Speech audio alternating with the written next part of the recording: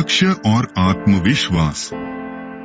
मानव अपने जीवन में बहुत से कार्यों को, बहुत से असंभव चीजों को भी संभव कर सकता है, किंतु उसकी सारी मेहनत, उसकी सारी कोशिश बेकार हो जाती है जब उस इंसान को अपने लक्ष्य, अपने गंतव्य के बारे में जानकारी नहीं होती है। इसलिए हर मनुष्य का अपना जीवन दर्शन होना चाहिए, अपने लक्ष्य की जानकारी होनी चाहिए। इसके बिना आप अपने लक्ष्य को नहीं प्राप्त कर सकते हैं। साथ ही साथ किसी भी कार्य, किसी भी कोशिश को करने के लिए आपको एक दृढ़ आत्मविश्वास की कोशिश को करने के लिए आपको एक दृढ़ आत्मविश्वास होना जरूरी होता है। जैसे मैं किसी कार्य को करना चाहता हूं और मुझे विश्वास करना होगा कि यह कार्य एक ना एक दिन जरूर सफल होगा। इस प्रकार आत्मविश्वास से मानव अपने जीवन में सफलता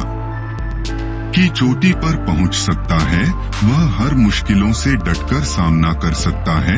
भगवान बुद्ध ने इसी बात को दूसरे शब्दों में कहा है कि सफलता के लिए दूसरा आवश्यक तत्व है जिसे प्रत्येक को अपने जीवन में उतारना चाहिए। एक व्यक्तिगत जीवन में किसी भी क्षेत्र में अपने आप को व्यक्त करता है, उसे अपनी बॉडी के ऊपर नियंत्रण रखना चाहिए। हमें अपने मन पर भी उचित नियंत्रण रखना चाहिए।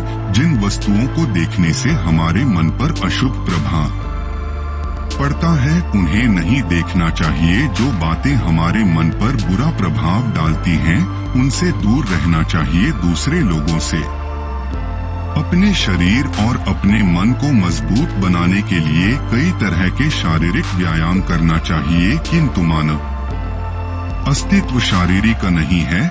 मानव अस्तित्व शारीरिक, मानसिक और आध्यात्मिक तीनों है। शारीरिक व्यायाम भी अच्छा है, किंतु इसके साथ साथ हमें मानसिक व्यायाम तथा आत्मिक व्यायाम भी करना चाहिए। अगला महत्वपूर्ण तत्व है, जब हम किसी कार्य को करते हैं तो उसमें हमारा पूर्ण मन लगाकर ही कार्य को करना चाहिए। जब हम किसी कार्य को शुरू करते हैं तो हमें पूरी कुशलता पूर्वक और सदूर तरीके से की शुरुआत करनी चाहिए और किसी भी कार्य को अपूर्ण अवस्था में नहीं छोड़ना चाहिए। नहीं तो हमारे किए गए कार्य का कोई मतलब नहीं मिलता, उसका कोई अर्थ नहीं होता। वह सारे हमारे द्वारा किए गए कार्य बेकार हो जाते हैं। इसलिए हमें किसी भी कार्य को पूरा किए बिना नहीं छोड़ना चाहिए, तभी जाकर हमें उसका फल प्राप्त हो सकता है, अन्यथा उसका कोई फल नहीं मिलता। भगवान